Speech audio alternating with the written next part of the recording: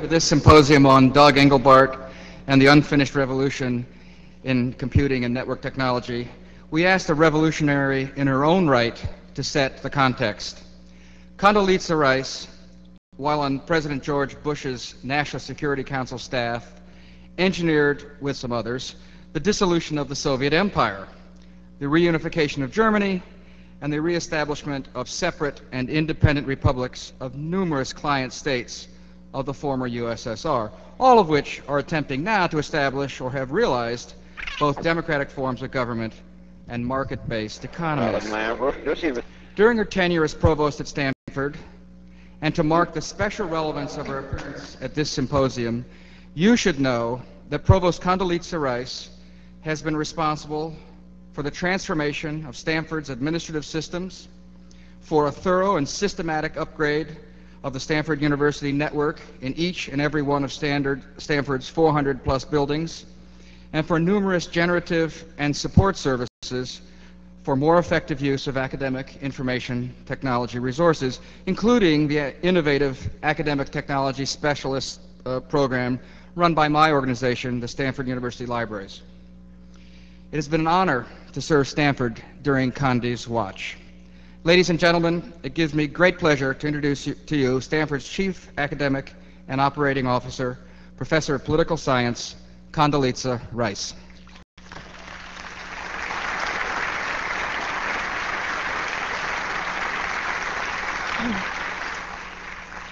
Good morning. I have the great pleasure of welcoming you on behalf of Stanford University to this session on Engelbart's unfinished revolution. Sorry about that. Technology sometimes doesn't help. The purpose of this gathering is twofold. In the first place, we are here to celebrate and explore the contribution of one individual, Douglas C. Engelbart, who, with a small group of gifted collaborators, changed the world as we know it by presenting an entirely new model of how computers could be used.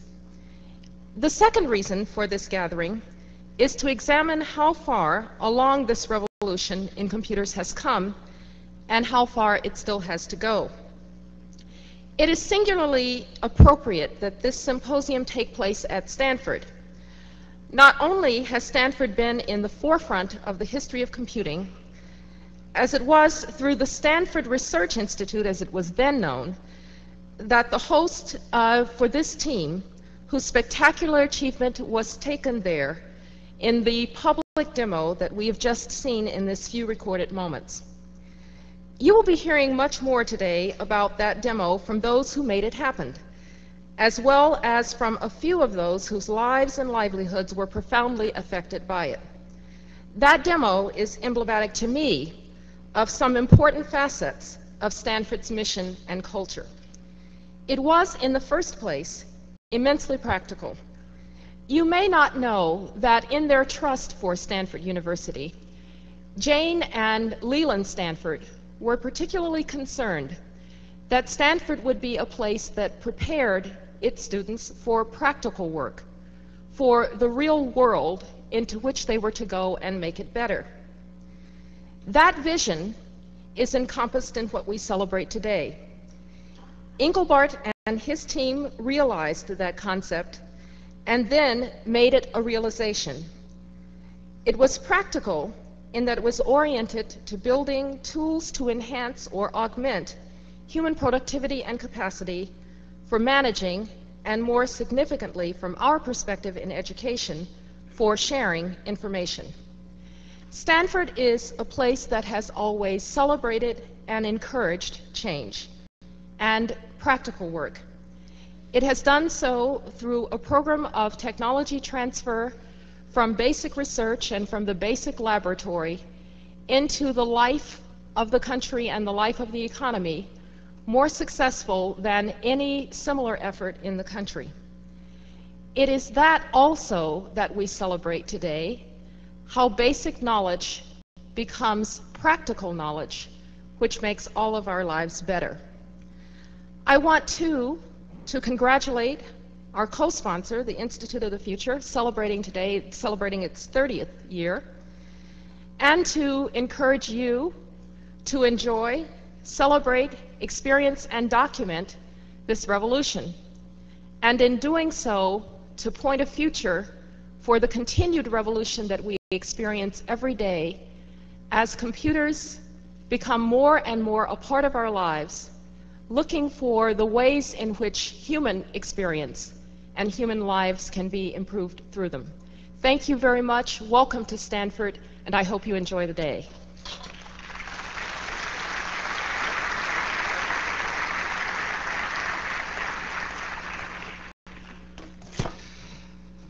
Good morning. My name is Mike Keller. I'm the University Librarian and the Director of Academic Information Resources.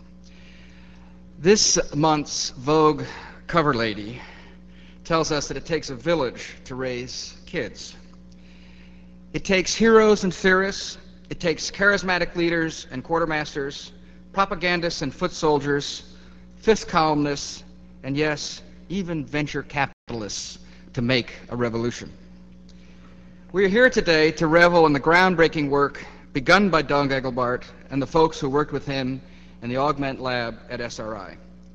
We are here as well to think about what has not yet been realized in making information technology as effective as it might be for collaborative work between and among people in every aspect of their lives, in every place on and off planet Earth. Doug Engelbart is one of the heroes of the revolution. However, I should point out to you that he is not history any more than any of us are history. If by some cataclysmic tragedy all humans disappeared from the planet, the generative processes, the leaps and bounds of imagination, the documentation of the painstaking work of the most creative engineers bringing innovation to the IT revolution would not be available to the few humans left in the space station who would have the intriguing and presumably pleasurable task of rebuilding the population of our species.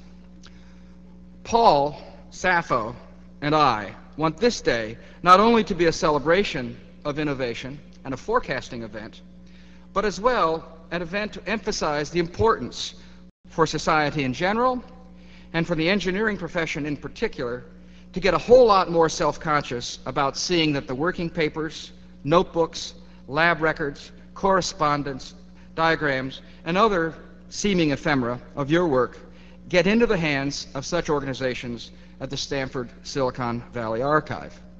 For it is from an appreciation of the past that the future springs. It is completely true that Doug Engelbart is a giant in our field. It is also completely true that he stands on the shoulders of giants who came before him.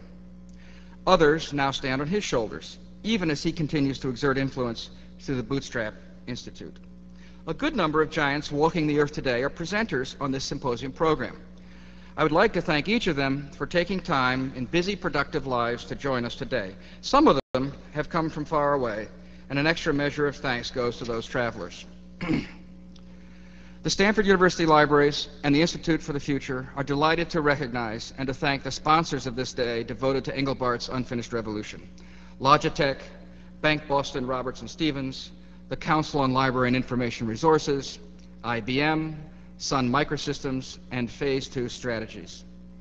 The symposium organizers would not be possible without additional supporters whom we also acknowledge with thanks: SRI International, the Churchill Club, the Industry Standard, Digital Persona, Wired Magazine, Herman Miller Incorporated, the Cersei Corporation, Cunningham Communication, and Wired Digital. I hope you all enjoyed the day. And now here is my partner in this and many other crimes, Silicon Valley's leading forecaster and commentator, Paul Sappho. Thanks, Mike.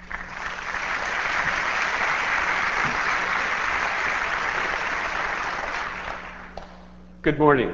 and I join Mike in welcoming you all to what I think is going to be a very special day. We're going to start out by looking back 30 years at an extraordinary event that happened about 25 miles north of here. Run out to the present and race on ahead in the afternoon to the next 30 years. We're going to spend some time on history, but even in looking at the history, I invite you all to contemplate the word unfinished in the title of the day's events, The Unfinished Revolution, because the extraordinary thing is, even with the events that were demonstrated 30 years ago, more remains unfinished that has been completed. But first of all, close your eyes and imagine you have just traveled back 30 years. You are all young computer professionals sitting in the Civic Auditorium up in San Francisco at the AFIPS meeting, the American Federation of Information Processing Societies, the hot cutting-edge computer science group of the day. It's December 1968. The Dead played at Winterland 2 nights ago. And Legata de Vida is one of the hot songs on the hottest radio stations in the Bay Area. Time sharing as a notion is barely 30 years old. The cutting-edge computer that everyone lusts after is the IBM 360. The cutting-edge activity being figured out at the time is data processing. Still is, some things never change. And the dominant manner of interacting with machines is via punch card. And you're at this conference and you wander into a plenary session where this unknown by the name of Doug Engelbart and his team are doing a demo. And you're not quite sure what to expect, but the lights dim, the demo comes on, and this is what you see. If we could run the video, please. The research program that I'm going to describe to you is quickly characterizable by saying, if in your office you as an intellectual worker were supplied with a computer display backed up by a computer that was alive for you all day and was instantly responsive to every action you had, how much value could you derive from that? Well, this basically characterizes what we've been pursuing for many years in what we call the Augmented Human Intellect Research Center at Stanford Research Institute. Now, the whole session is going to be devoted to trying to describe and present to you the nature of this program. But unfortunately, or fortunately, the products of this program, the technology of it, lends itself well to an interesting way to portray it for you. So we're going to try our best to show you rather than tell you about this program. We've used this tool to do our daily work, and our system has been built, this time-sharing system, for about 6 months now. It's been working. And in that time, we've gone from getting 1 console to getting about 6 working now, with 6 more due the rest of the spring. This is our 4th computer in which we've had this kind of a system, so we've learned a lot about the user features we want and how to be fairly skillful. But this next step about learning how, when you're faced with having this in your office all day, as I now do, in a very exciting sense, how do you put that to work for yourself? How do you organize your files? What kind of things do you do? I'd like to come in now and begin to tell you something about the implementation. So I'm going to open up under here and talk to you about the control techniques, control devices, control dialogue, and control meta-language that we're using. Okay, to talk about control devices, we'll use this overhead camera shot where you can see the devices that I'm using. I use 3, and they're not all standard. We have a pointing device called our mouse, a standard keyboard, and a special key set we have here. And we're going to go for a picture down in our laboratory in Menlo Park and pipe it up. That'll show you from another point of view more about how that mouse works. Come in, Menlo Park. Okay, there's Don Andrews' hand in Menlo Park. And in a second, we'll see the screen that he's working and the way the tracking spot moves in conjunction with movements of that mouse. I don't know why we call it a mouse. sometimes I apologize. It started that way, and we never did change it. All right. As it moves up or down or sideways, so does the tracking spot. And the principles for its operation are quite easy to see. If you'll turn it over, Don. Can you hear me, Don? Would you turn it over and we'll see, right? Its principle is that there are two wheels that roll on the surface. But since they're right angles and kind of sharp edges, one roll and the other slide in one direction. Each of these wheels controls through a potentiometer with a voltage output sampled by an 880 converter, the numbers taken in by the computer at sample times as to what the horizontal vertical components are to be of where it should put the tracking spot. The way we use it continuously and exclusively is to watch the screen and to follow it around, and we use this merely as a device to move that tracking spot. And your eye in the tracking spot, you really don't care whether it follows exactly this or not. In fact, we've had it at times where our tracking device, you had to move in an arc like that to make the tracking spot go on a horizontal line. And people adjusted to it and would go like that to go in a straight line and wouldn't even know that they were doing it. Now the keyboard in the middle is essentially a standard typewriter keyboard except for a few special keys out on the side.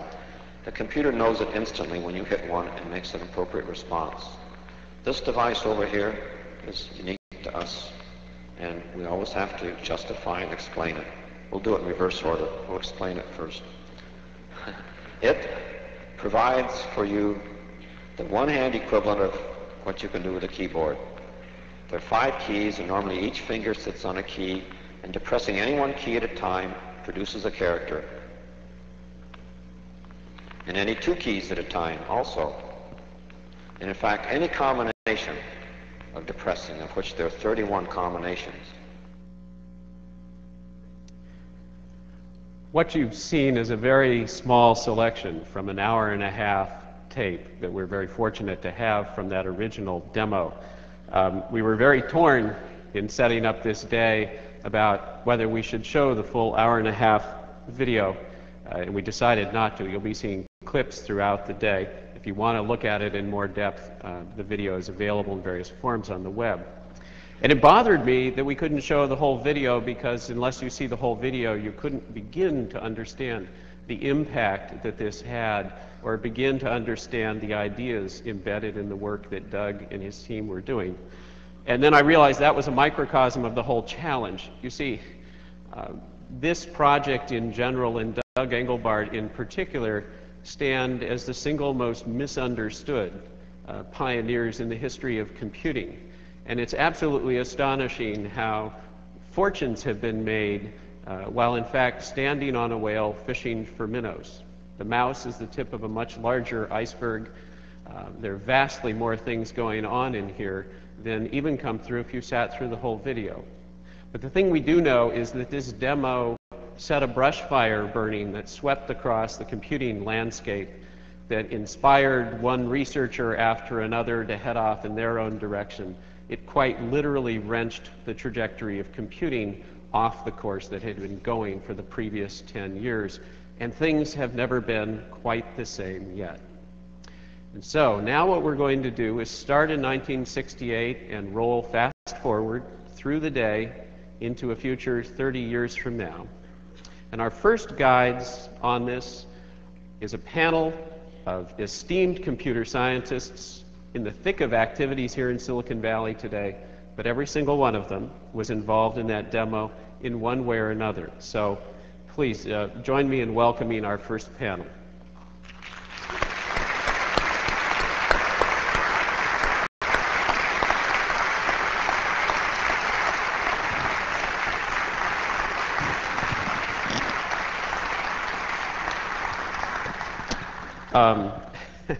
I will join them in a second. They need to get mic'd up. But as they're getting mic'd up, let me say a word or two about who's up here.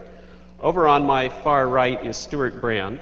Stuart is the co-founder of GBN, Global Business Network, and co-founder of his latest new and remarkable project, the Long Now Foundation, which is dedicated to building a 10,000-year clock as an antidote to today's short-term thinking. You'll hear more about this afternoon. It's also the first Y10K compliant computer. I think it's also safe to say it's probably the slowest computer on the planet. He is also has, I think of Stuart as one of those characters. If you ever look in a Renaissance painting, you know, the crowd scene, and there's someone down in the lower left-hand corner, and you notice the face keeps popping up in one painting after another. Stuart has had a knack of starting and turning up at the most amazing events in this valley. He founded the Whole Earth Catalog. In 1984, he founded The Well. And in 1974, he wrote his first book, Two Cybernetic Frontiers, which was one of the two influential books on my career as a young student then. Right next to Stuart is Jeff Rulifson. Jeff is director of the Network and Research Lab at Sun. He has had a long and distinguished career here in Silicon Valley.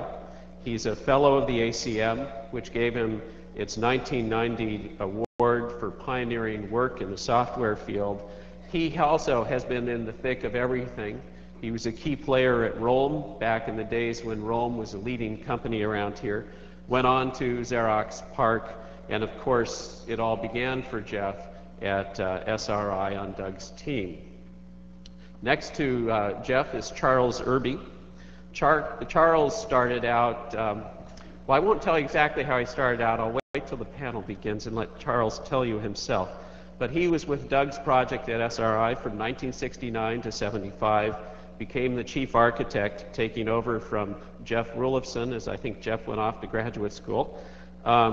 He later left the team, went to Xerox, where he led the design of the Xerox Star, left and was one of the co-founders of Metaphor in 1982.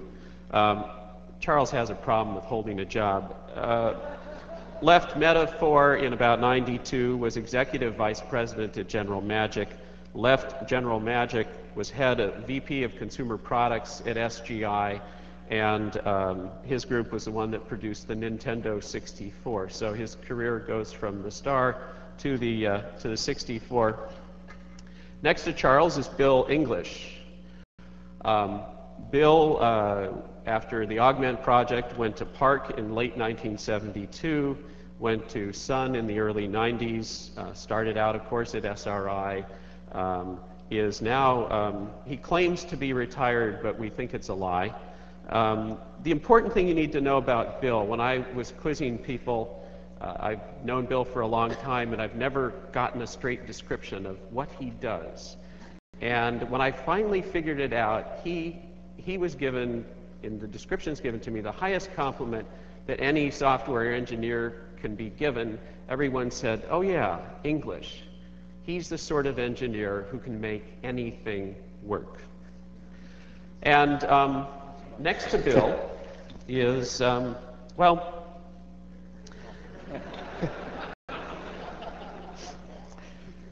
Doug.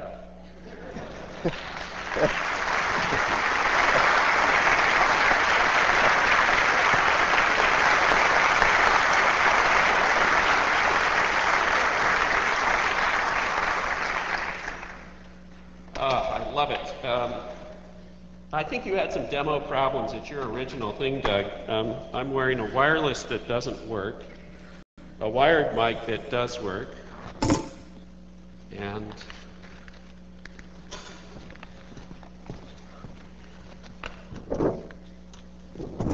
want to borrow mine? Sure. I think I'm wearing enough electronics on me to get nervous in a lightning storm. Good. Well, welcome.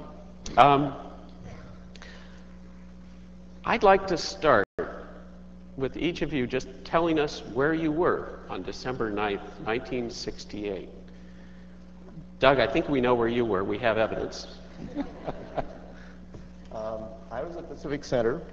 I believe I was producer director of this operation. I was actually at the Civic Center standing on a platform in the back of the room directing the video mixing and hoping everything would hold together. And Charles, I'm going to save you for last. Okay. Jeff? So I was in my office at SRI. The only thing on my mind were system crashes. We actually did have one during the day, so I was totally focused on keeping it up. I was behind the camera. I was not a computer scientist then, and I'm not now. I was an artist at the time, and was starting the whole Earth catalog at that same time. And you were, Stuart, you were the camera down in SRI. Yes. Yeah, I never saw the demo until last year when I finally saw a video. So just looking at the video, it looked like the demo went extraordinarily smoothly. I mean, the demo gods smiled on you all that day. What did we not see? So we made a movie of this, and if you look through the movie frame by frame, you can find one or two frames in the middle of the movie where there actually was a system crash, but it recovered so fast that nobody noticed. You can also see the IDA4 projector barely staying alive during parts of the demo.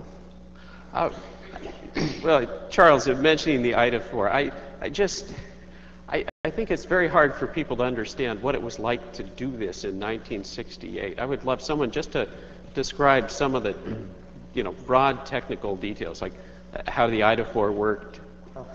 Well, I turn it over to Bill because he made all that work. So, Bill, tell him. Well, first of all, it was a challenge. Once we decided we were going to do this event, it was a challenge to get everything from SRI to the Civic Center. I mean, that was 30 miles away.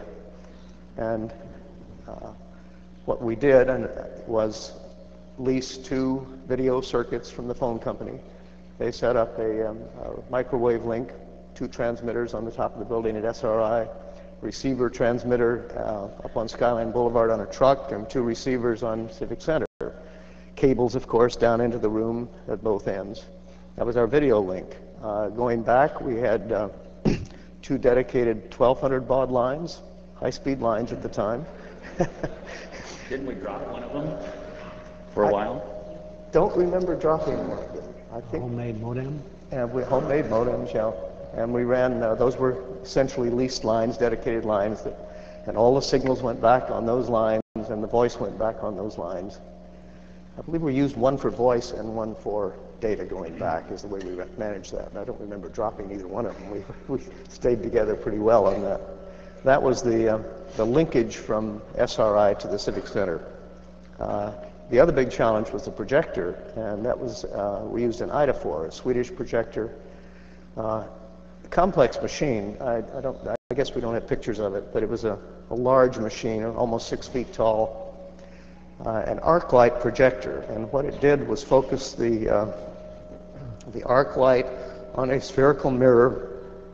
The mirror was wiped with a windshield wiper blade that smeared oil over it between each frame, and the electron beam actually wrote the image in the oil. And it was an incredible method. It was a great machine. It actually worked.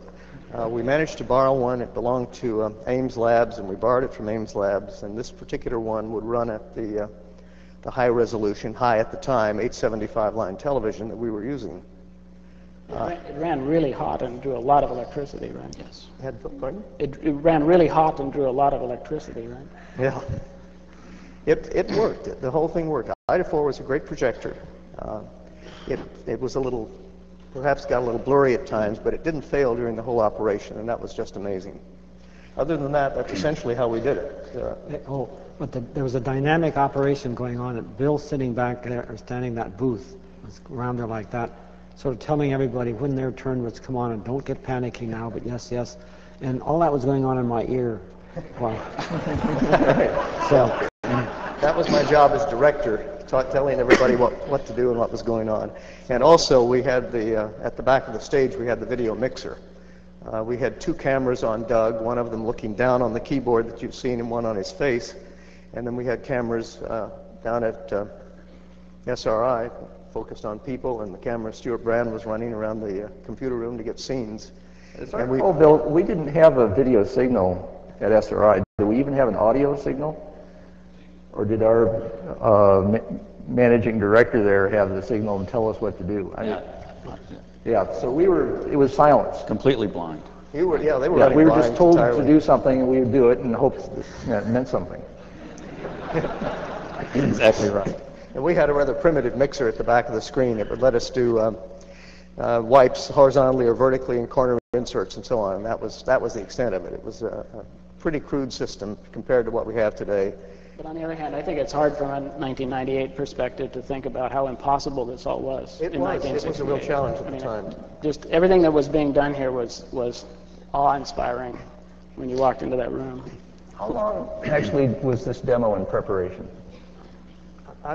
This sound, it makes it very hard for me to... How long was the demo in preparation? Was this a matter of weeks or months or days? How long did we set up the Ida4 projector at SRI and practiced with it, and that we probably only had that a week or so ahead of time. We had some trial runs during the fall, and we started planning in the spring. Yep. And we had to go through the process of getting the program committee in the conference to accept this crazy idea. So very unusual, they actually sent a team down to inspect what we were doing. And just to, because to take a whole hour and a half and set up all this, and it potentially could crash. So they were worried about that. And believe me, I was worried about that. Oh, yes, we were all worried about that. And you probably preempted a long discussion on changing the format for punch card designs or something. Probably. So, Charles, say a word about where you were and how this all looked from your perspective. Well, I was in the audience. And you were a graduate student at Berkeley? No, actually, Santa Barbara. I was working at Litton Industries on a ground control system for a precursor to the Skylab program. And prior to that, I had worked with Glenn Culler for 3 years down in Santa Barbara, where we'd done a fairly interactive system for doing mathematical and numerical analysis. So I had some highly interactive, quote unquote, background. But at the time, I was working in a very stultifying company.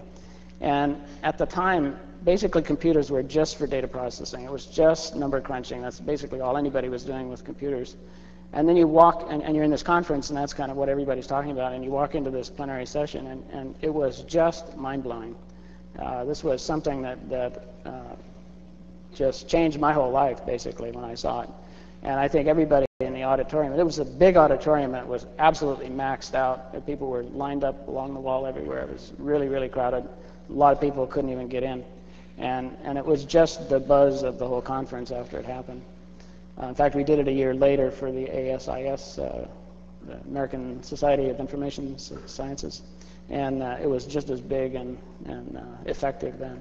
But basically, I was so inspired by what I saw there that I sought out Bill English right after the show, and he let me know that they actually had some openings in the group. And the next day, I was down there in suit and tie. I remember at SRI, and I sat in the personnel office and said, I'm not leaving until I get to talk to Bill English. And I sat there for many hours, and finally I got to see Bill English. And a few weeks later, I was working there. So any regrets, Bill? What? Any regrets about your hire? No. It worked out fairly well. Good. Charles, I got a question. At what point in the demo, did your mind start to blow? Well,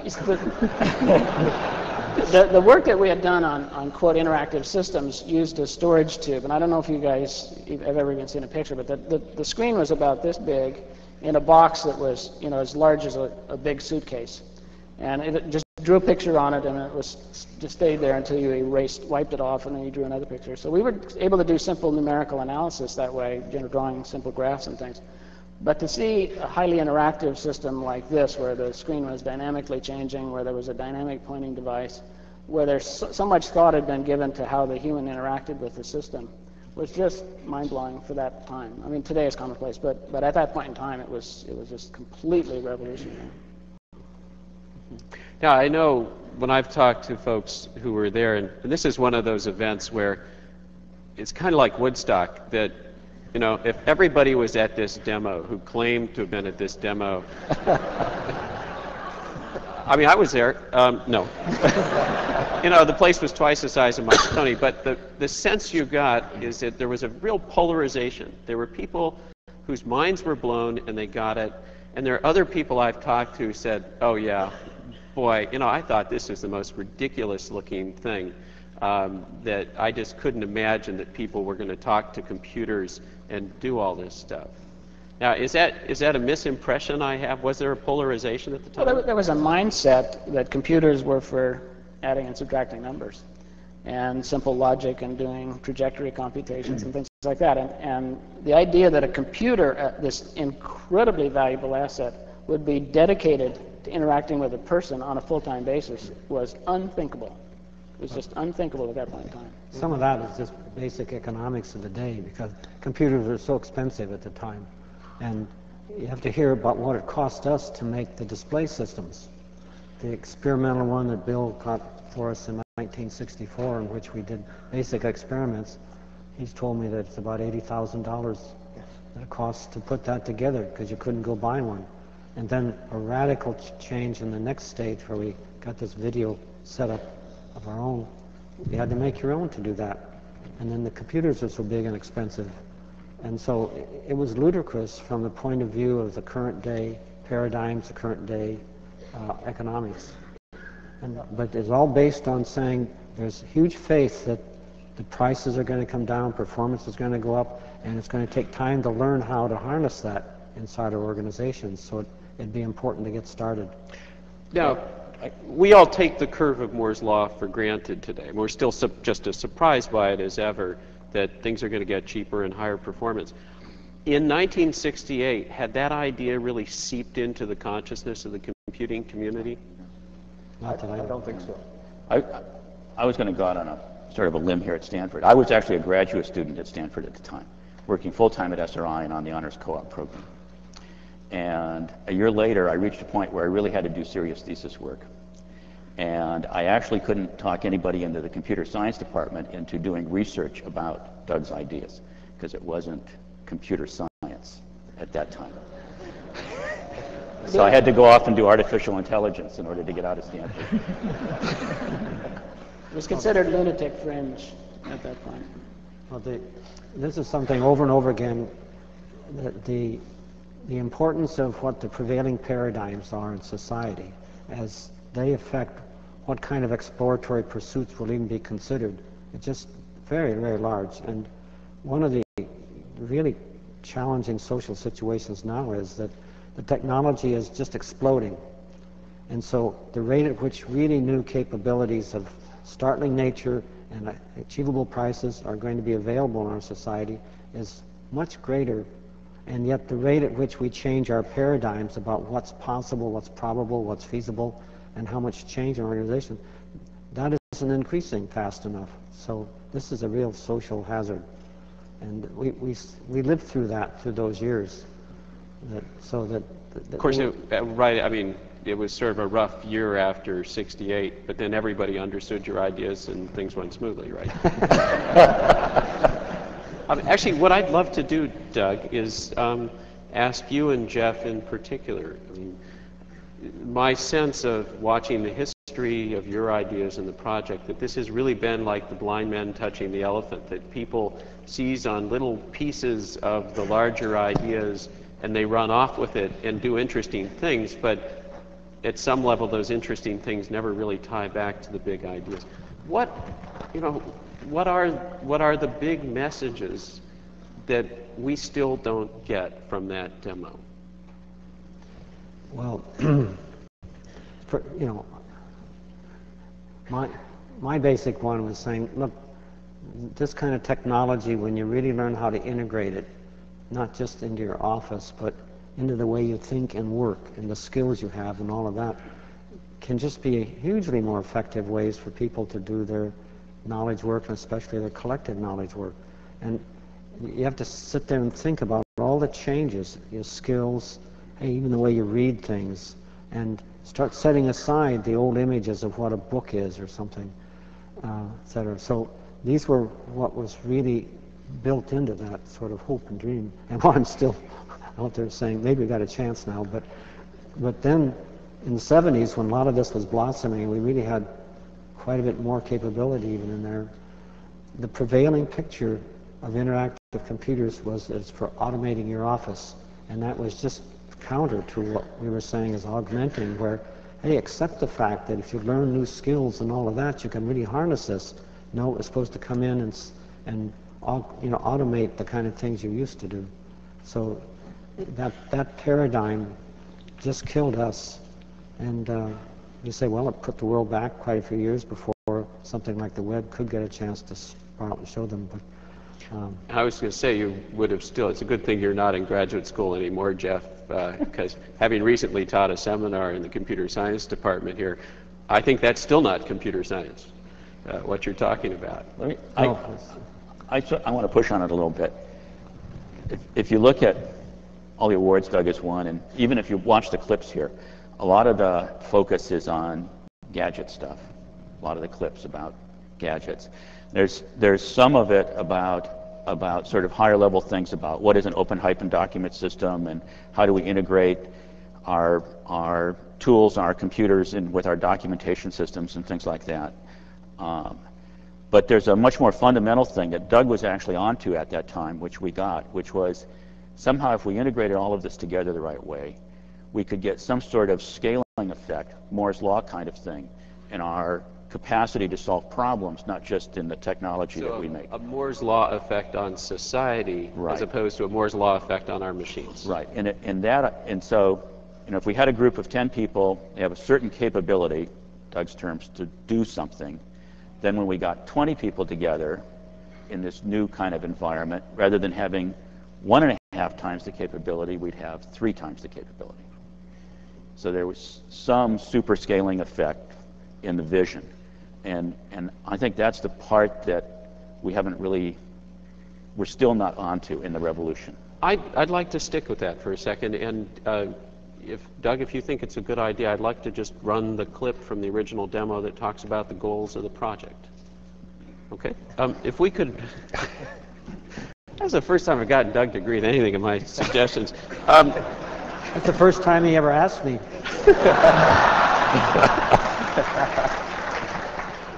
If we could run clip number 4, please. And you all will have to look over your shoulders, I'm afraid. The HIRC is pursuing these goals. Basic goal, improve the effectiveness with which individuals and organizations work at intellectual tasks. What does their effectiveness involve then?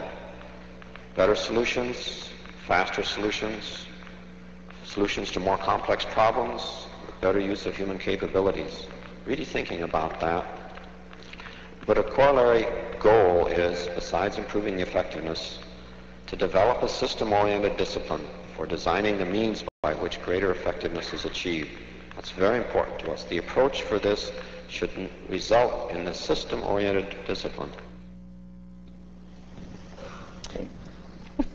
How have the goals changed? How have the goals evolved?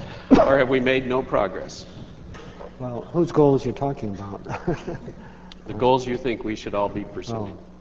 Well, I think it's still there, that there's just an immense potential for improving our collective capability to solve complex issues and problems, and that's been the driving force since the 50s for me, and I'll stagger along with that, I guess, for the rest of my years.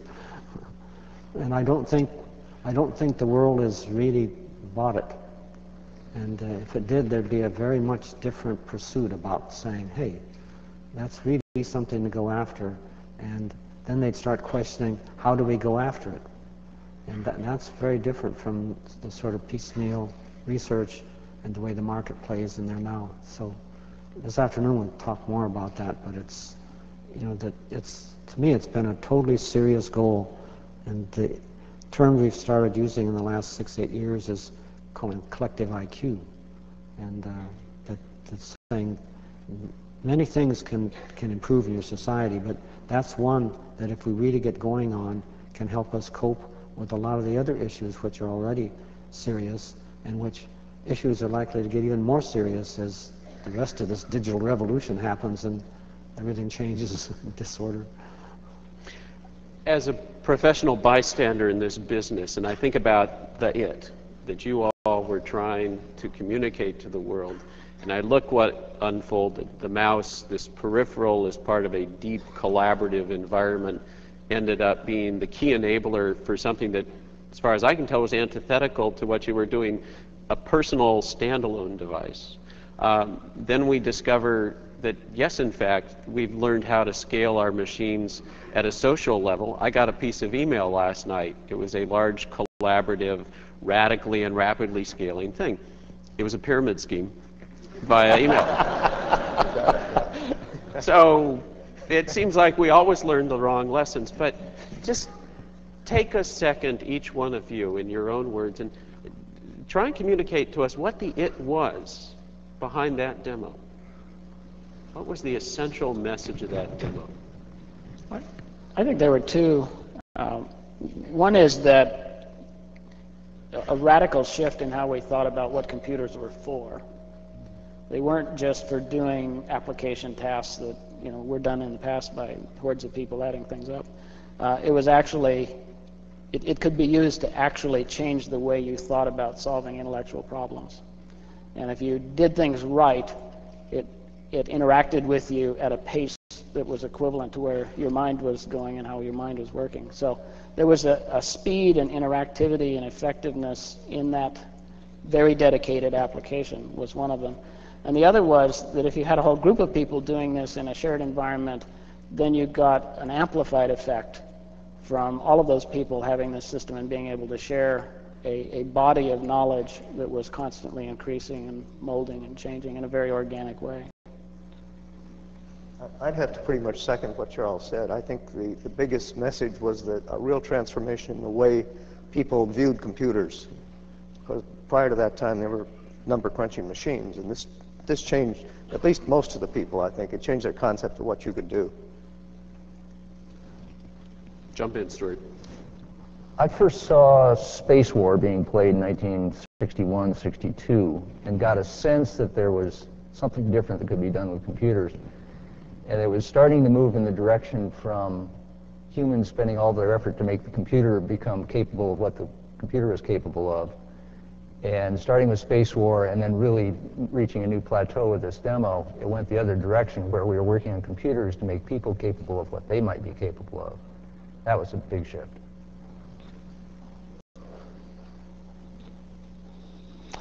So I don't know exactly how to jump into this because I can't remember I can't separate the demo from all the other days that were going on around it.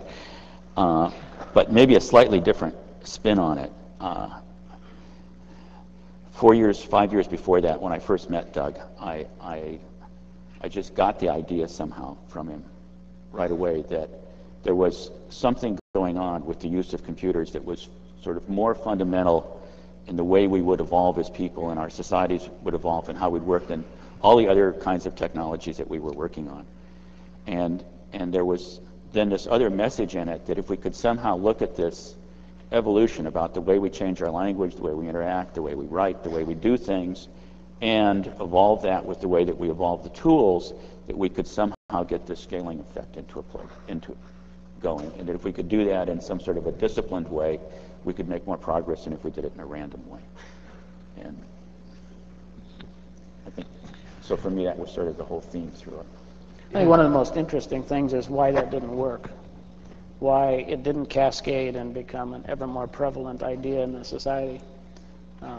Doug's continued to pursue it relentlessly through his whole career, and has obviously made some impact, but why didn't it take off the way all of the gadgetry took off and the software took off? Well, and especially since the list of Augment NLS alumni reads like a who's who of Silicon Valley, that people came to Doug's team, went on and built some of the key things in this valley. How come it didn't happen?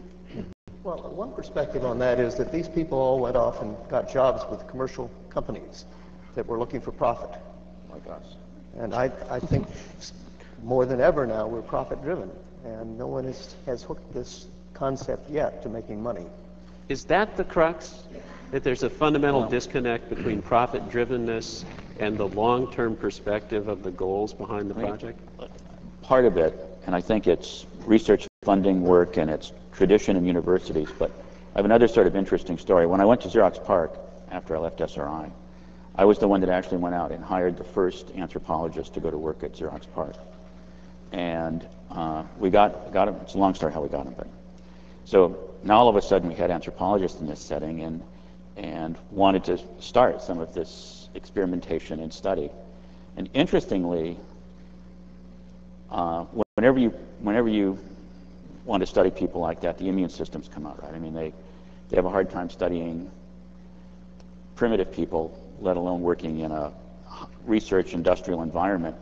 But some of the strongest antibodies, in fact, came out in the computer science community. The computer scientists themselves were very afraid of being studied in this environment. And that made me realize this is far more complicated than just, you know, people work for commercial companies or the funding agencies want gadgets. They don't want to hear about evolutionary kinds of things. It's a really difficult thing to go and study yourself. The activity that we were involved in the late 60s, early 70s in Doug's group had to do fundamentally with software and system development. And we, in fact, developed lots of ways of using the system to make software development better. And it is true that a lot of that did carry forward. I mean, there are software development systems today that are much more sophisticated than anything we had, and do embody some of those same sharing principles and leaving notes for each other and being able to track down what changed when and why and so forth. A lot of that has happened. So in that one little microcosm, it did sort of take off. But the bigger picture that we had of sort of inculcating the entire society and changing the way things worked, I think a lot of that didn't take off because the networking infrastructure just wasn't there. It is today, or at least it's beginning to be. And you know, the groundwork maybe has been laid, and maybe the environment's fertile now to actually make some of this happen. But at that time, the infrastructure was just so expensive and so rarely available. It was really hard to do it. Now, Stuart. It just occurs to me that maybe the sort of human parallel processing we were shooting for hasn't happened because it isn't possible, which would be fine. Because the thing which was great about this project is it aimed for such an impossible goal that you have to devise new instruments to even get partway there. And this is the way you can actually do pretty deep invention, is aim for something really, really difficult, which might be really important, and then all of the rest falls in train with that. I'm not saying it's impossible. Maybe we've got a mental telepathy or something first, but the very difficulty of the goal is what made this thing go. Now, one place where this seemed to have a close approach, and it's a part of the project's history that I'm the least clear about, is the links between the ARPANET and what happened there and the ideas that came out of Augment. What I'd love to do is just run a brief clip of Doug saying a word or two about the ARPANET. This is clip number 8, and when you get it queued up, just go ahead and dim the lights and I'll shut up. It'll take a second for them to get to it. But my sense of the history is that your ideas transmogrified in important ways into the emergent ARPANET, which of course was just coming up right now. Well, the ARPANET... Let's see, are we... They ready with that clip? Here it goes. There we go. And a forthcoming involvement is this ARPA computer network, the experimental network that's going to come into being in its first form in about a year and end up sometime later with some 20 experimental computers in a network. And they hope to be able to transmit across the country with bandwidths of something like 20 kilobits per second, delay times of less than a tenth of a second, which would be enough so that I could be running a system in Cambridge over the network and getting the same kind of response on a CRT. And it may be that people there, the next time we have a conference in Boston, I'll try this from there.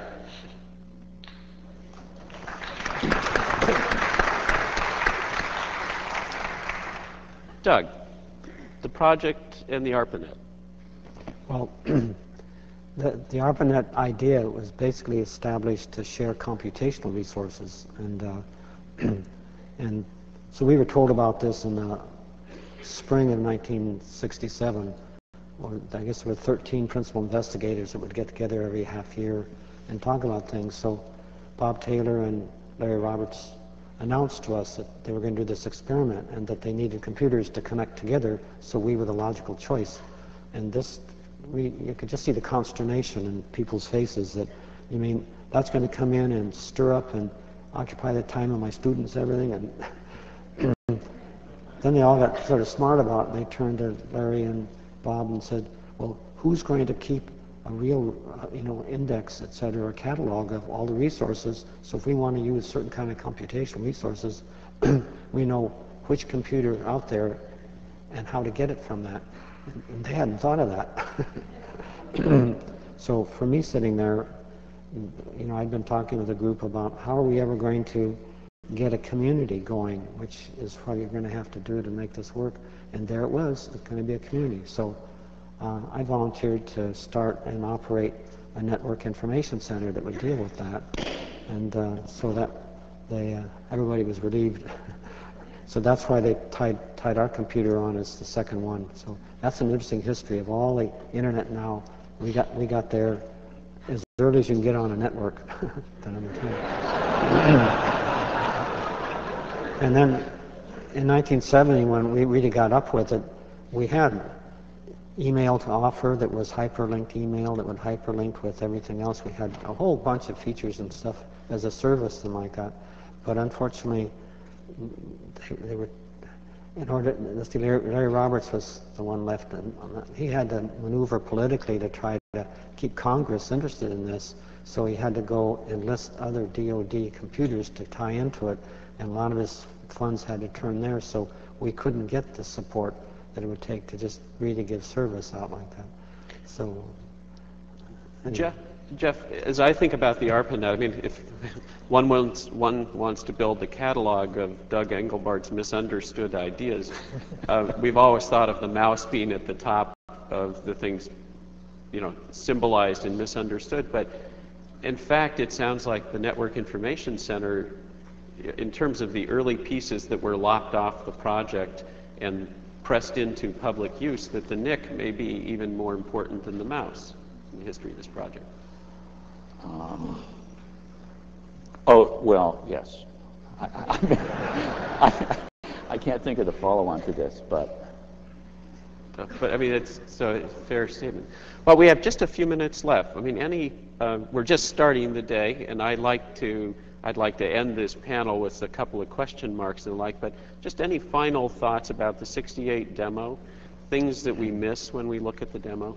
I have a question. Doug, did you know how well it was going over, or were you just talking into the bright lights at that point? Yeah, couldn't tell. Couldn't tell. Then I was so relieved it was over, because if that had crashed, we could very well have lost all our support, because we didn't have real permission to use government money to do this. Don't tell anybody. But the real thing is, so I was untangling myself and standing up and wow and shaking up, and then to look out there and everybody was standing up and applauding. That just almost knocked me off my feet, because no way of telling. Any other final thoughts? I have one absolutely trivial question, but I want your final thoughts first. I'm sort of seeing these clips today and looking back on it. It is a very personal sort of observation. Is we had no idea at the time. I had no idea at the time how important this was. Right? I mean, we were just absorbed in it. You were making it happen. You didn't think of it as hard, and it's sort of surprising looking back. If I have a moment to do a closing. Please. I guess I would just encourage everybody who's here today and all of the sessions that go on for the rest of the day to somehow stay focused on the people side of it rather than the equipment and software side of it. It's just so easy. It's so easy to focus on the engineering part of it that's traditional engineering. There's a social engineering and a culture aspect of this that somehow just always dies away and gets lost in the shuffle. In fact, if there should be a theme for the day, it's how do we get this Moore's Law scaling factor experimentation going? Outside of pyramid schemes. Outside of pyramid schemes. Actually, with that in mind, could we just bring up the house lights a bit, please? For those of you who were not alums of this project, we have probably one of the largest gathering of Augment alums, NLS alums anywhere, and they all have a special badge that so identifies them, but would everybody who was on the Augment NLS team just stand up?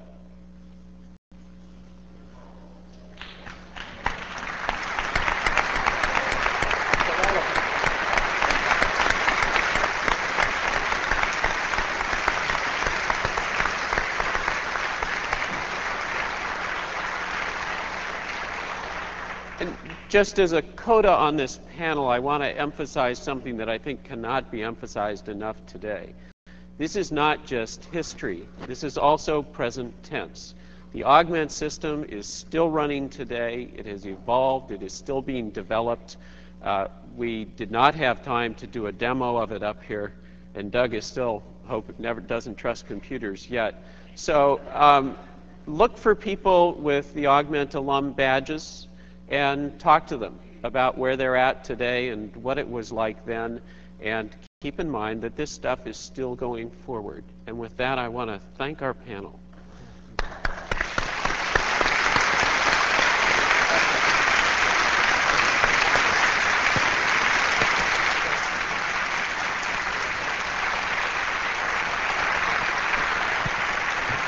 Yeah, you can just put them on the chair.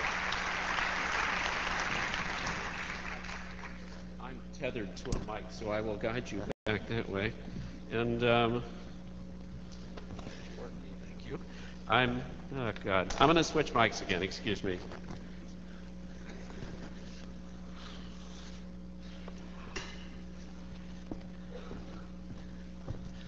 By the way, the comments about display technology, some things never change. We had a cutting-edge display device back here. It's displaying on the screen, and as you all can see, it's still a little dim, though at least you're not going to get oil all over your clothes when you approach it. It took hours and hours to set up and being carefully calibrated. And Alan Kay wandered in this morning. He will be speaking later today, and he says, "Hey, I noticed the display you're using. You want to use mine?" And folks looked at him blankly. He says, "Oh yeah, you know, I've got one of the new flipping mirror displays in my car, and it's a lot better than this, and it doesn't need to be registered, and you know, it's just the size of a briefcase." But we couldn't figure out how to install it. That Bill English had not yet arrived, and so we were stuck. Great. If we could run, before I introduce our next presenter, if we could run the next video, please.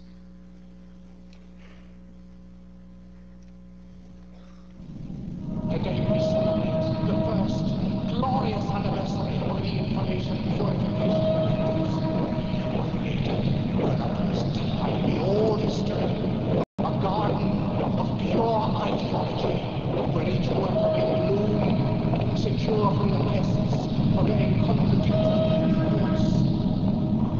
Human force is more powerful weapon than any fleet or army on earth. We are one people, with one will, one resolve, one cause. Our enemies shall talk themselves to death, and we will find them with their own confusion. We shall prevail. On January 24th, Apple Computer will introduce Macintosh. And you'll see why 1984 won't be like 1984.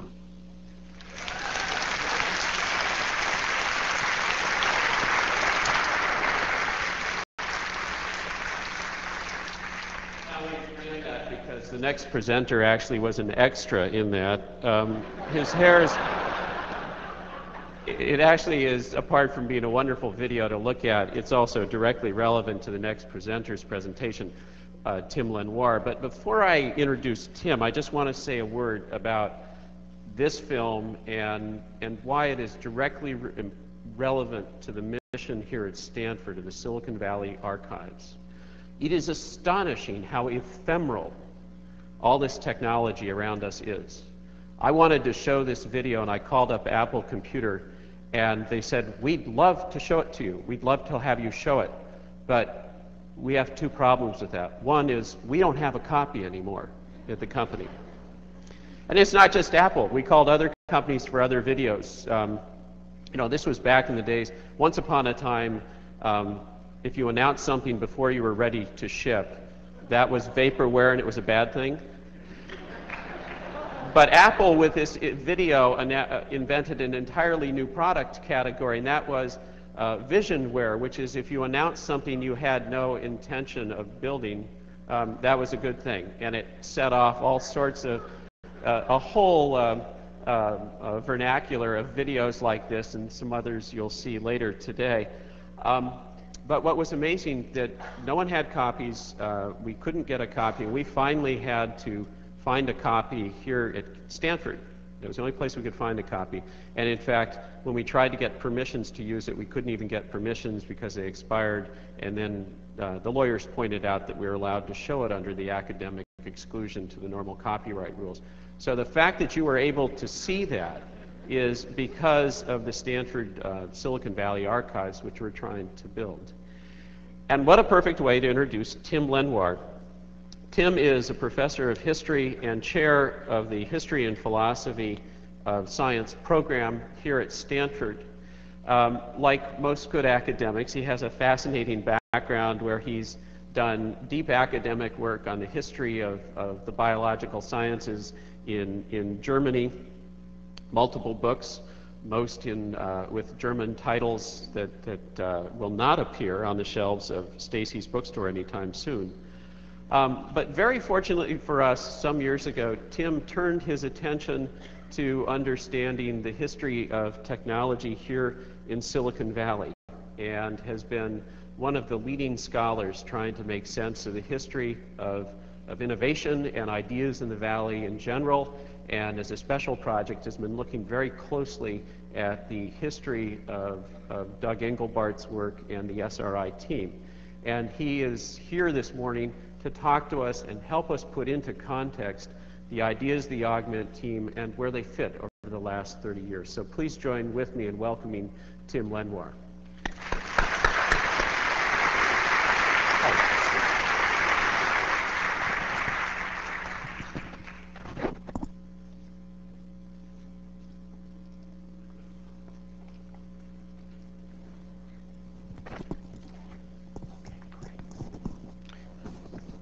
Well, thanks very much for that very warm introduction.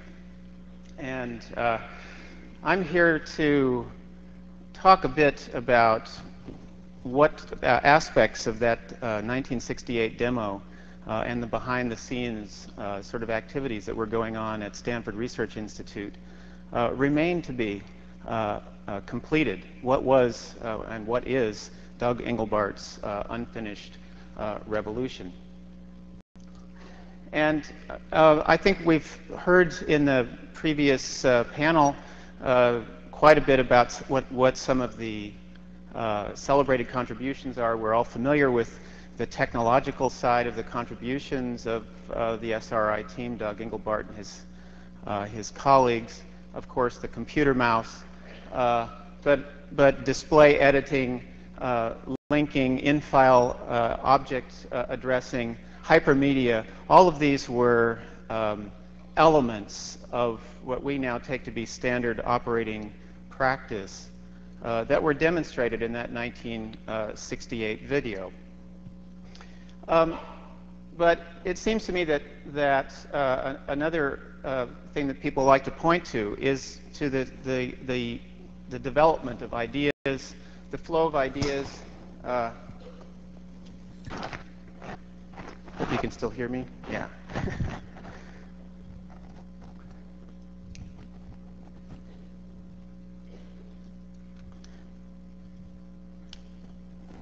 So the flow of ideas, especially people and technologies, that went from Stanford Research Institute, the Augmented Research Center, and also, especially at that time, the enormous influence and the enormous contribution of ARPA and other universities such as MIT, timeshare project and things of that sort, early developments of computer graphics, Ivan Sutherland's work on Sketchpad, those kinds of things sort of made their way out into the community, first at Xerox PARC and timeshare, and then we've heard Charles Irby and others moved on from Xerox PARC to Metaphor to Apple and a variety of other organizations. And I think one of the things that comes from this, one of the sort of really interesting aspects of the reception of this work has been a fundamental sort of misinterpretation, a fundamental overemphasis on the technologies that were developed there. And one of the kind of standard stories that one hears is that this was en route to the development of the personal computer, and to a certain extent it certainly was. If you look at, I think that 1984 Apple Macintosh ad, that wonderful ad, sort of pictures for me, the sort of mood of the times, sort of the Big Brother emphasis in the background versus the young, independent, free personal computer user, fortunately female in this case.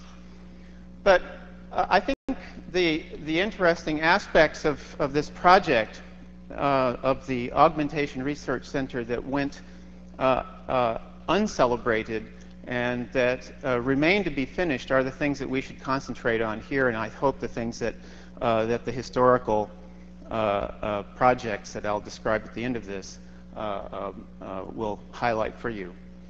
And so it's really, to me, the interesting pieces here are the emphasis on augmenting human intellect and collective intelligence, enhancing the productivity of groups as well as individuals. That was the key emphasis of Engelbart's group at SRI and their continued efforts after this 1968 video. And crucial to that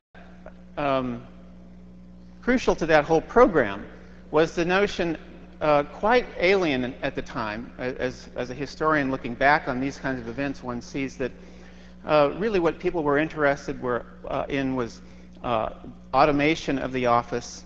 They were interested primarily in computers as computational devices, whereas Engelbart and his group emphasized computers as communications devices. And that comes out especially clearly in a variety of the papers in which they published their ideas.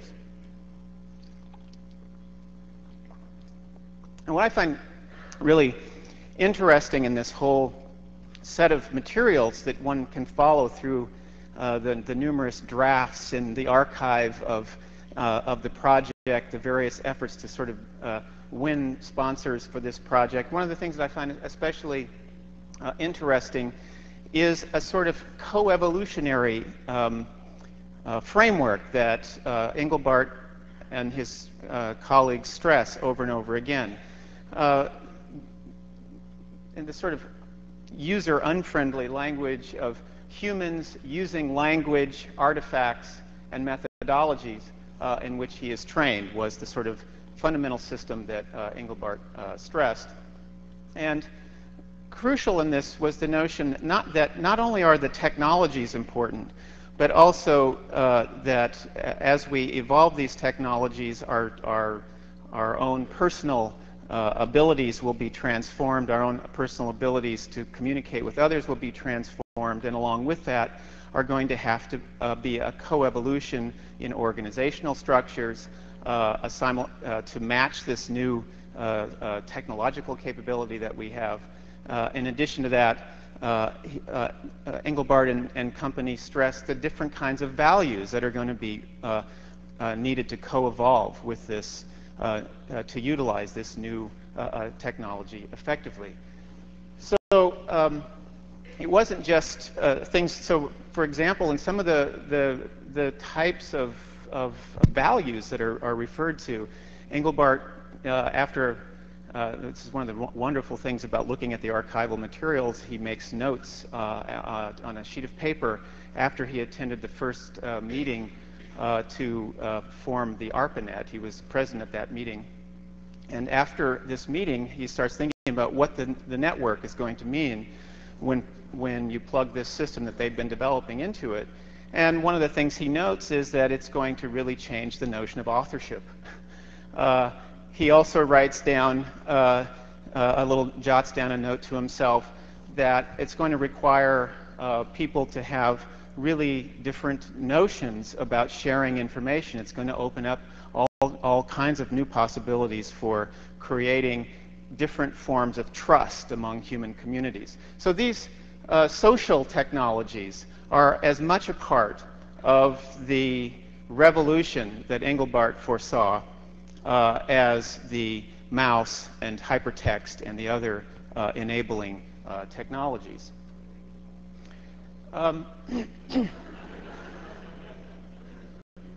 Is that Doug talking out there now? Oh, okay. Here's I think, a really wonderful quote to sort of sum up this point that one finds. Here's Engelbart seated at his personal workstation, as he described in that opening segment of the video, and he says, this is really, this is in 1967. He's writing this. The augmentation system is more complex than a technological subsystem upon which it depends, he says. The changes in our ways of thinking and working will be, he says, a revolution like the development of writing and the printing press all lumped together. I think a really prescient, visionary kind of statement. One couldn't have imagined this, I think, from another perspective in the mid-1960s. Now, what were some of these kind of social technologies that Engelbart and company developed, and how did they imagine these things to work? What would be the new forms of practices that we would engage in? One of the things that they began calling this system was a knowledge workshop. And I think it's interesting to compare this notion of the knowledge workshop to the kinds of things that a number of us are trying to develop today, things that we think we call here at Stanford knowledge environments. Particularly an area that Mike Keller, who talked to you earlier this morning, is working in the area of signal transduction in biological sciences, creating a kind of thing like a knowledge, what I think Engelbart and people had in mind about a knowledge workshop. And now the idea behind the knowledge workshop was that rather than utilizing network computer facilities to promote access to large computational facilities or databases or databanks and things of this sort.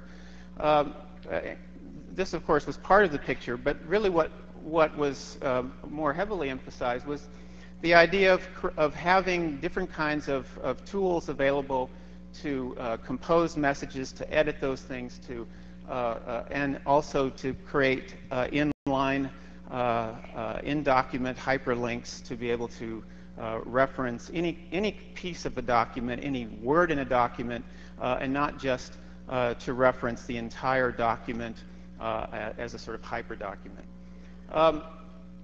And the idea was that one could insert any kind of message and annotate this in any kind of way, and you would establish through this a network of various contributions.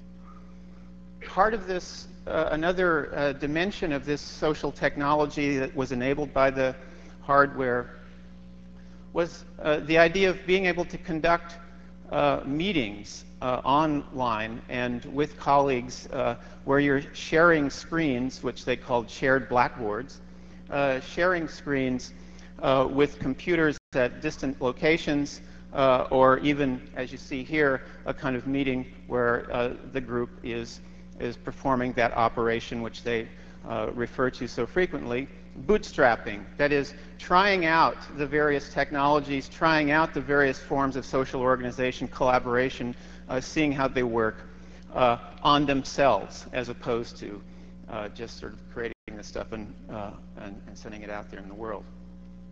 Another piece of the knowledge workshop, in fact, something that ultimately became its core, something that I think we should all work towards achieving, which we still do not have, is what they call the NLS journal system. The journal system was an unbelievable resource, I think, in the sense that on the one hand, it was a sort of log of daily activities of the group. Whatever you're thinking about, think of it as like a kind of post-it that you stick on the wall somewhere. You stick that, you add that to the journal. It becomes part of the journal. Any text that you're writing, any text that you're downloading becomes part of the collective online journal. These elements then were preserved and organized, and the idea was to bring them together into a variety of different forms of optics so that you could view any different level of this depending upon your access. And there were, of course, and continued to be concerns about identity and preserving privacy and things of this sort. These were all kinds of issues that the group wrestled with. But ultimately, in this kind of sea of bits, one would be able then to have generate even publishable kinds of documents, just like a regular journal, and linking those also to a library of other documents. And then this whole notion then of recording the dialogue that's going on in shared screen work and in this collaborative work, I think is really a prescient view here. This is a statement that Engelbart makes about this new form of work that I think we could all learn from today. We must acknowledge that the march of technology will allow us to record ever broader dialogue media for effective studying and integration, leading to the day when a shared screen telephone session with full video connection of participants' images can be captured in total within digitized data forms, to be submitted as an item of recorded dialogue so others can later benefit from the record of the real-time conferencing. In fact, that's what we're doing today. We are sending out this broadcast as a live webcast. It's being recorded, and it's going into an archive. The idea would also be to enhance research intelligence through this annotation technology, finally leading to the ultimate sort of end of this knowledge workshop would be for any kind of community of knowledge workers what Engelbart thought of as the community handbook. And this community handbook would include the kind of strategies, the principles, the hypotheses, the sort of special working glossaries and so forth, comments, errata, suggestions, hunches, all different levels of work that went on in the knowledge community would be part of this so-called handbook.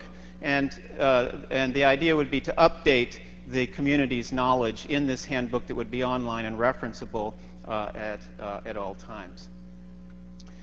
Now this brings me to why I'm here to plug our project, the Silicon Valley Archives. We've been here at Stanford in the libraries and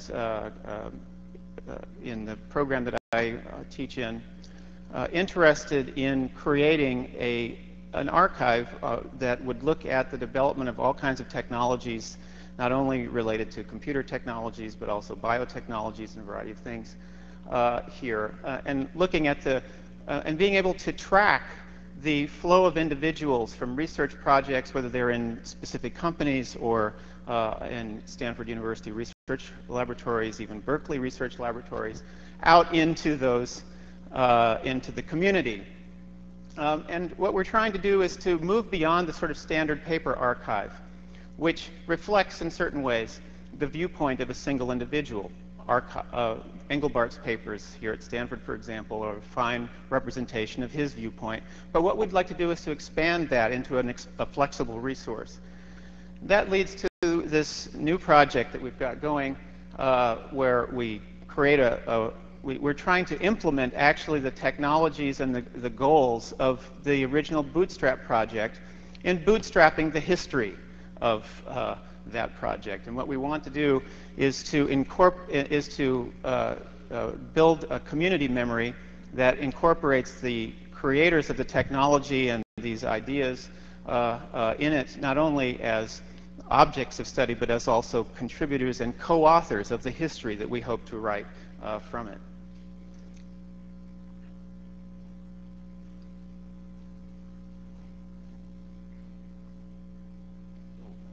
Would still have been something very unique, and I was very disappointed in the months that followed that. I just thought that lots of people would start doing similar work because they would see that, boy, this is the way things are going to go. And it didn't. So the way in which, in true bootstrap fashion, the way that we're trying to bootstrap this is we organize a variety of forums that ask people questions. This is a video clip that's on the forum. We ask people to give us their views about why this technology that we've seen demonstrated here, which seems like the thing that we still want today, why that didn't take off in 1968. And we ask you to submit your comments on that, or if possible, if you're interested or if you have archives of your own, to submit those archives to us, and we can accept any sort of forms, HTML or other text forms, video clips, so forth. And I think the really crucial piece of our story here is that we're interested in collecting other people's points of view, other people's ideas, and putting them into an accessible form that you would be able to access through the Stanford University Library catalogs or any major library catalog.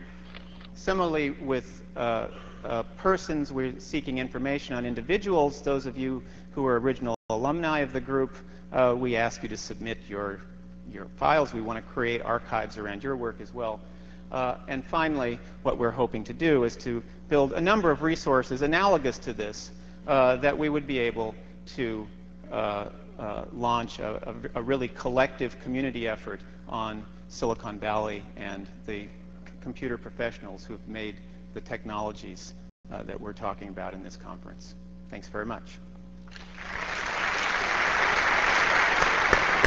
Don't go anywhere, Tim. Stay up here. Okay, put your mic back on. We actually, you know, since this is all about interactive computing, we thought, do we have audience questions or do we not? And you all know the problem with that and challenge. If you ask one question, can everybody have a question alike? And we originally said, no audience questions. That's what breaks are for. And then we changed our mind. We said, well, we'll try one or two questions. So if you have a question or two for Tim, here's how it's going to go. This is no ordinary football. We have slit its little heart out and inserted a wireless microphone in it. It is not a Stanford football. I apologize. It's, but it's not Berkeley. And so, actually, if I can have Bob out here, he's going to do the first pass. Great. Because the one thing about this football, we'll do two questions. It cannot be passed. You sort of have to toss it, because otherwise there might be injury to either a person or a microphone, and we don't want either. So, and also, I'm told, don't spike it. That would definitely screw up the mic. So, Bob, head it down. Put up your hand if you have a question. Bob's going to pick someone at random. While we're waiting for that, Tim, I have a question for you.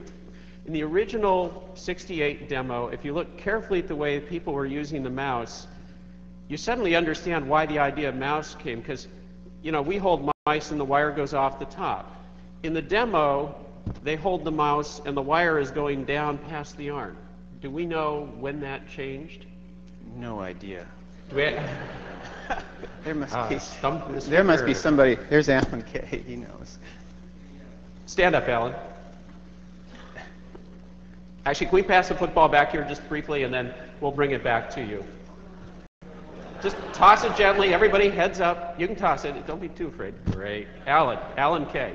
Why the mouse? Well, I don't know. There is a good reason for it, but the mice, I think the next set of mice that were made were optical shaft encoder mice that were made at Xerox PARC when Bill English and Jeff and a number of people came over, and there was a new set of ideas, which I'll let them talk about a little bit, that very large, sweeping project that incorporated a lot of the ideas of NLS. And the original Altos at Park, by the way, had the 5-finger keyboards. And if you look carefully at pictures of the Alto, you'll see how the 5-finger keyboard and the mouse were connected in to the keyboard itself. And all of these things were designed to be able to be shoved under there was a sort of a little cavity where you could stow the mouse and the 5-finger. touch. Yeah, and of course nobody ever used it. Why would you ever want to stow that? But that was a part of that original design, which was done for the Polos terminal, and that one sort of mandated that the end of the mouse come out the top, because that's how it looped. Xerox who turned everything upside down. Great. If you can pass the football back to our interrogator there, and your question, please. My question is about the quality as well as the quantity of information that might be gathered or hopefully will be gathered. Two things come to mind. One is a book that I read recently. The title is Truth, Stories I Am Finally Old Enough to Tell. And the author is 76 years old, and most of the people who would have been affected negatively by what she wrote are dead. So she can write about the fact that her grandfather committed suicide. He didn't have a heart attack. And she can write about the fact that some of her ancestors participated in a terrible lynching event in Natchez, Mississippi, which she couldn't talk about before. So my question is, how do we know when we gather this information together and we make it universally available, perhaps, how do we know where the truth is in all of this information that's gathered? So, Tim, epistemology before coffee. What's your answer? Well, I think one of the lessons that we've learned from recent work in science and technology is that it's really crucial to have the actor's view of what's going on. It's not just my view or some other historian's view. Just even in putting up this material, the small amounts of material that we've put up so far, we've gotten in all kinds of corrections from the actual participants. Doug himself has pointed out to me that my description of his early work is off by a couple years and on the front page, which needs to be edited. So the idea is to incorporate, as we want to tell a kind of story that reflects your experience. And so we want you to be part of constructing that story. So I don't see that. It seems to me a much better approach to the truth. So in other words, even if truth is elusive, the way to approach it is to at least ensure that it's as participatory a fiction as possible. Absolutely, yeah. Let's give Tim a hand. Thank you, Chuck.